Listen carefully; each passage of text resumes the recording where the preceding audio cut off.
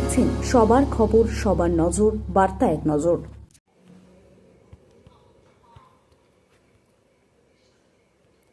বাঁশবেড়ির একটি কারখানায় শ্রমিক এবং ম্যানেজমেন্টের সঙ্গে দেখা করলেন বিধায়ক। সপ্তগ্রাম বিধানসভার অধীনে Bansberia electro still casting limited কারখানার ম্যানেজমেন্ট এবং শ্রমিকদের সঙ্গে দেখা করলেন এখানকার বিধায়ক স্বরাজ ঘোষ। এই কারখানার পাইপ তৈরি করা এবং প্রায় 500-রও বেশি অস্থায়ী শ্রমিক রয়েছেন। তাই 5 বছর, কেউ আবার 10 বছর ধরে কাজ করছেন। দীর্ঘদিন ধরে বেতন বৃদ্ধি, বোনাস সহ একাধিক দাবি নিয়ে আন্দোলন চালিয়ে যাচ্ছেন ও কাজ বন্ধ করে রাখার দাবি তুলছেন।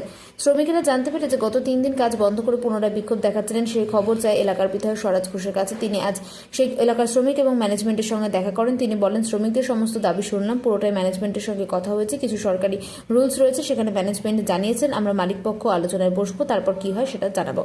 আমি আবার 10 দিন পরে এসে শ্রমিক এবং ম্যানেজমেন্টের সঙ্গে কথা বলবো। অন্যদিকে শ্রমিকদের অভিযোগ, বহুদিন জানিয়ে কাজের কাজ কিছুই হচ্ছে না। আজ বিধায়ক এসেছিলেন, তাদের সঙ্গে আমরা ম্যানেজমেন্টের সঙ্গে কথা হয়েছে, তবে আমরা কি করব সেটা এখন আমরা সকলে মিলে আলোচনা করে ঠিক করব। তারপর কি বলছেন শুনবো।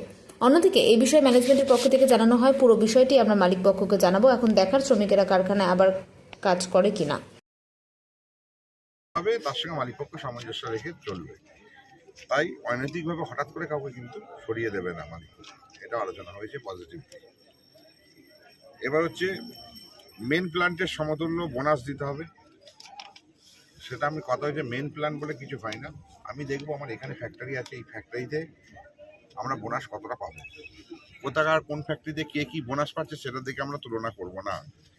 আমরা তুলনা করব আমার এখানে যারা কর্মচারী কাজ করে সেই কর্মচারী কি বোনাস পাবে, সেই বোনাসের বিষয়ে ওটা এখনই উনি জানাচ্ছেন না। কারণ হচ্ছে এখানে যারা ম্যানেজমেন্ট আছে তারা মালিক পক্ষের সাথে, এই ফ্যাক্টরি ম্যানেজমেন্ট যারা আছেন তারা মালিক পক্ষের সাথে আলোচনা করবে। আলোচনা করে তারা 7 থেকে 10 দিনের মধ্যে এটা আমাদেরকে জানাবে।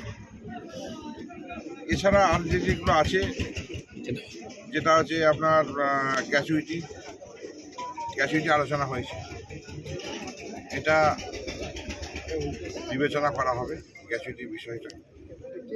এর সাথে আপনার ন্যূনতম রোজ যেটা এরা করেছে 700 থেকে 900 টাকা করতে হবে। এর মূল বিষয়, সরকার গভর্নমেন্টের একটা রুলস থাকে সমস্ত কর্মচারী এদের। এটা আমরা এখনো পর্যন্ত গভর্নমেন্টের যে ফ্যাক্টরি ক্ষেত্রে শ্রমিকদের যে স্যালারি, ন্যূনতম স্যালারি, আমরা বাইরে বিভিন্ন দেখেছি, আমার রাজ্যের বাইরে যেগুলো আছে, নয়ডা বলুন, গুজরাটের ওদিকে বলুন, সেখানে কিন্তু বেঙ্গলের তুলনায় ওখানে শ্রমিকদের স্যালারি বেশি। কিন্তু এখানে অ্যাকচুয়ালি বেঙ্গলের মধ্যে শ্রমিকদের স্যালারি সবসময় কম আছে। এই বিষয়টাকে আমি বলেছি, আমরা সেটা দাবি করেছি কিছুটা ন্যূনতম বেশি যেটা দেয় তার থেকে বাড়িয়ে যাতে আমাদের এই চ্যানেলটা দেয়, আমাদের মাইনেটা যাতে বাড়ে।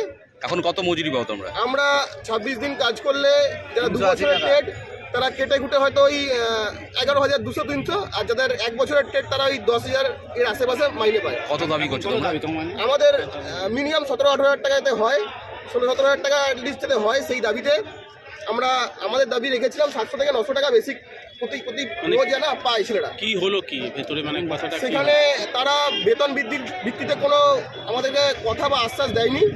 তারা আমাদের একটাই কথা বলেছে, তারা কাজ শুরু করো, আমাদের ঊর্ধ্বতন কর্তৃপক্ষের সঙ্গে আলোচনা করছি, কাজ শুরু না করলে আমরা কোনো এই বিষয়ে কথা বলতে পারবো না। আমাদের সঙ্গে এই বিষয়ে তারা কোনো আলোচনায় আসবে না। তাহলে কাজ শুরু করবে তোমার কাল থেকে?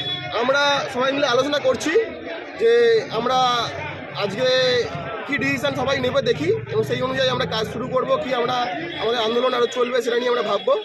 এবং আমাদের মাননীয় বিধায়ক বলে গেছেন যে কাজ শুরু করতে তিনিও আসবেন, তিনি 8-10 দিন বাদে এসে এই বিষয় নিয়ে আরও বসবেন। আমরা রাজ্য সরকারের